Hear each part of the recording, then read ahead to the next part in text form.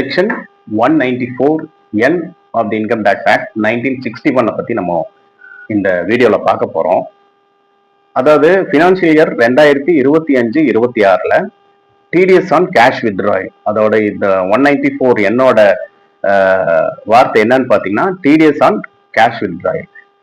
அதாவது இப்போ cash வித்ட்ராயலுக்கு TDS வருமானு கேட்டீங்கன்னா கண்டிப்பா வரும்.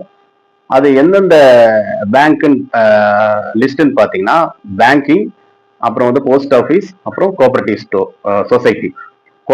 சொசைட்டி இவங்க கிட்ட இருந்து நீங்க கேஷ் வித்ட்ராயல் பண்ணீங்கன்னா, அதாவது நம்ம அந்த அக்கௌண்ட் அங்க மெயின்டைன் பண்ணிட்டு இருப்போம். நம்ம எஸ்பி அக்கௌண்ட், கரண்ட் அக்கௌண்ட் இதெல்லாமே மெயின்டைன் பண்ணிட்டு இருப்போம்.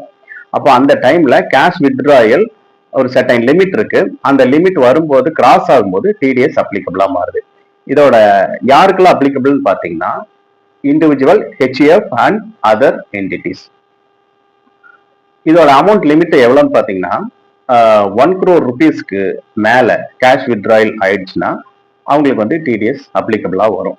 அடுத்தது 3 crore rupees எக்ஸீட் ஆச்சுன்னா, அதாவது கோஆபரேட்டிவ் சொசைட்டில அக்கௌண்ட் மெயின்டைன் பண்ணியிருந்தோம்னா அவங்களுக்கு வந்து 3 crore rupees கிராஸ் ஆகும்போது டிடிஎஸ் அப்ளிகபிளா வந்துடும்.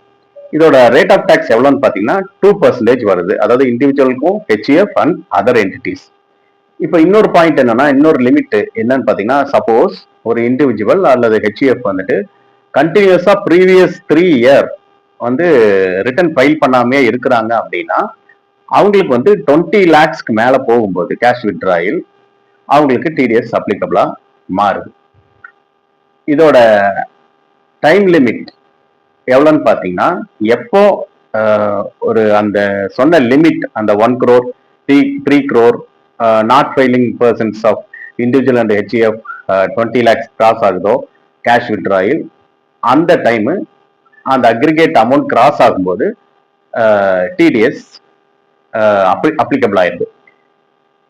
இதுதான் வந்து அந்த கேஷ் வித்ட்ராயலுக்கான டிடிஎஸோட ப்ரொவிஷன். இந்த காணொலி உங்களுக்கு பயனுள்ளா இருந்திருக்கும். நீங்க இதுவரைக்கும் சப்ஸ்கிரைப் பண்ணாதவங்க சப்ஸ்கிரைப் பண்ணுங்க.